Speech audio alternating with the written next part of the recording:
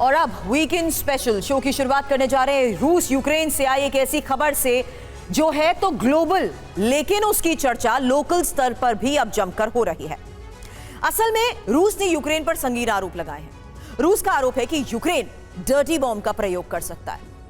क्या 2.5 साल से चल रहे इस युद्ध में वाकई ये नौबत आ चुकी है, या पश्चिम को दहलाने के लिए ये रूस का कोई एटमी ब्लफ है?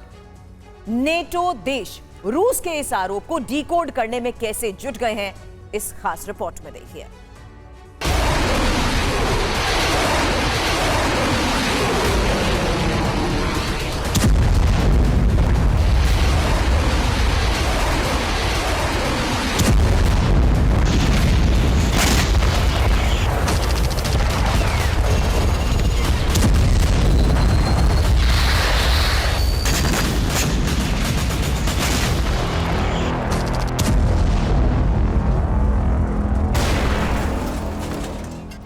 क्या रूस यूक्रेन जंग में कुछ बड़ा होने वाला है?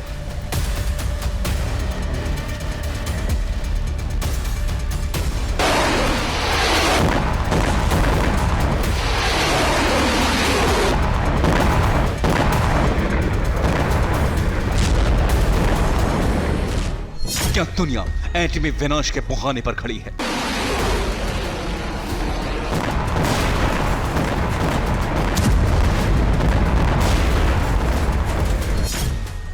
ये सवाल क्यों उठे, इसे यूक्रेन पर लगाए गए रूस के गंभीर आरोप से समझिए।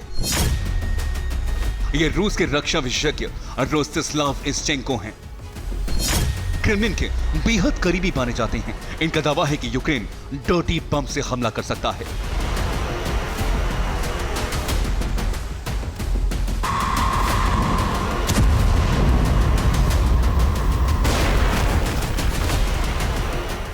अपने ही इलाके पर वो अमेरिकी टैक्टिकल वॉरहेड्स का इस्तेमाल कर सकता है।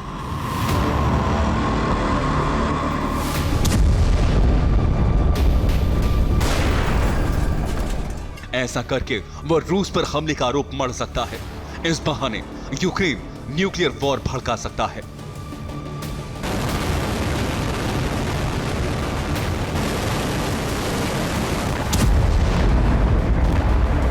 रूस की न्यूज एजेंसी तास के हवाले से भी कुछ ऐसा ही दावा है कि यूक्रेन रूस के कुर्स्क न्यूक्लियर प्लांट को निशाना बना सकता है। ज़ैपोरिज़िया प्लांट पर भी हमला कर सकता है और रूस पर सेल्फ शेलिंग का आरोप लगा सकता है।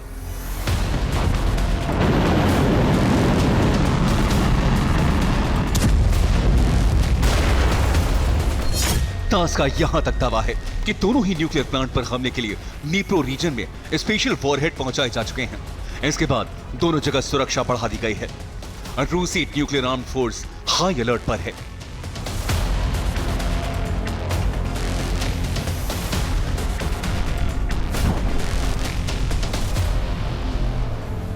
रूस के इस गंभीर आरोप पर यूक्रेन की ओर से जवाब दिया गया है। यूक्रेन ने इसे रूस का झूठा प्रचार बताया है। पलटवार में यूक्रेन का जवाब है कि ऐसे आरोप लगाकर रूस कोई बहुत बड़ी साजिश रच रहा है। यूक्रेन आखिर किस साजिश की ओर इशारा कर रहा है, यह बताने से पहले आपको डर्टी बम के बारे में जानकारी दे देते हैं। आखिर क्या होता है डर्टी बम?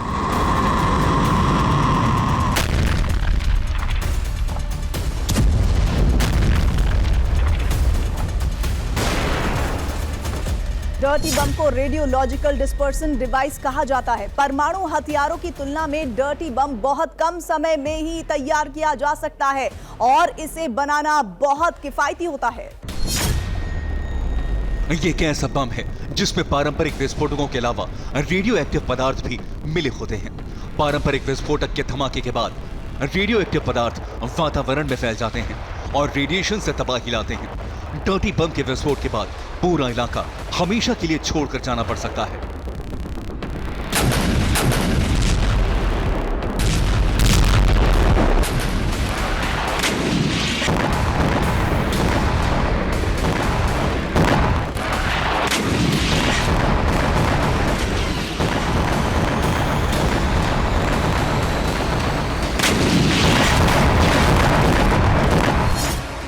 ऐसे में सोचकर देखिए कि रूस यूक्रेन जंग में इसका इस्तेमाल कितना घातक हो सकता है।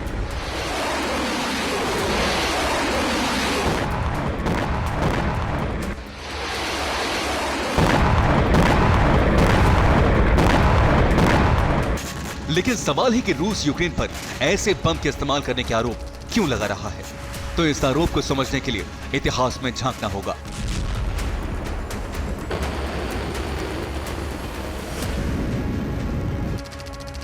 द्वितीय विश्व युद्ध, वो खौफनाक पल जब एक वक्त हिटलर की नाजी सेना सोवियत यूनियन के काफी अंदर तक घुस गई थी।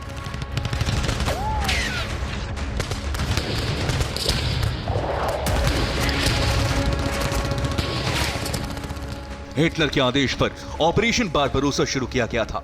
30 लाख जर्मन सैनिकों ने धावा बोला था, कीव पर कब्जा किया था, मॉस्को पर चढ़ाई की योजना थी।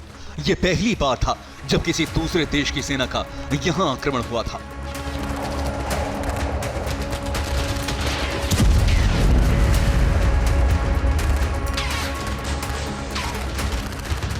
हिटलर की फौज को शुरू में बढ़त मिलने के बाद अंत में सोवियत की सेना से शिकस्त का सामना करना पड़ा था। उस समय यूक्रेन सोवियत यूनियन का ही हिस्सा था, लेकिन अब रूस से चल रहे 2.5 साल के युद्ध में पहली बार यूक्रेन ने रूस के अंदर घुसकर हमला बोला है। रूस के बड़े हिस्से पर कब्जा जमा लिया गया।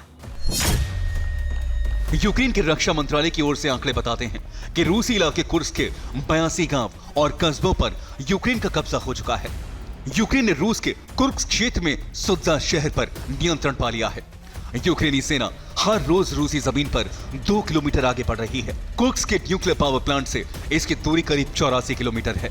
सुद्दा से रूस की गैस सप्लाई पाइपलाइन हंगरी और स्लोवाकिया तक जाती है। यूक्रेन ने इस पर कब्जा करके गैस सप्लाई बंद कर दी है।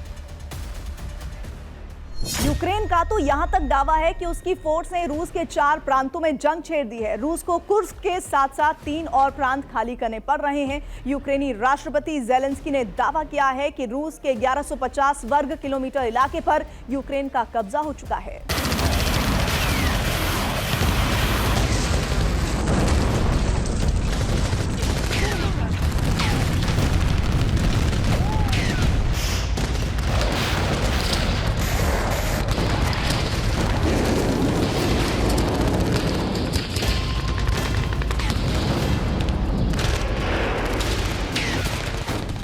वहीं रूस का आरोप है कि यूक्रेन पश्चिमी हथियारों के दम पर कुर्स्क पर हमले कर रहा है।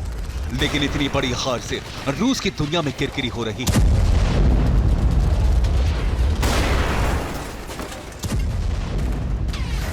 शायद इसीलिए रूस में अंदर ही अंदर कुछ पक रहा है।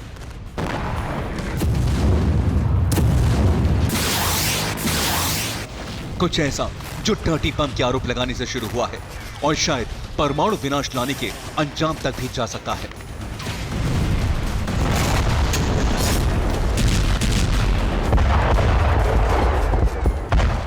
Bureau report, TV9 Bharatvarsh.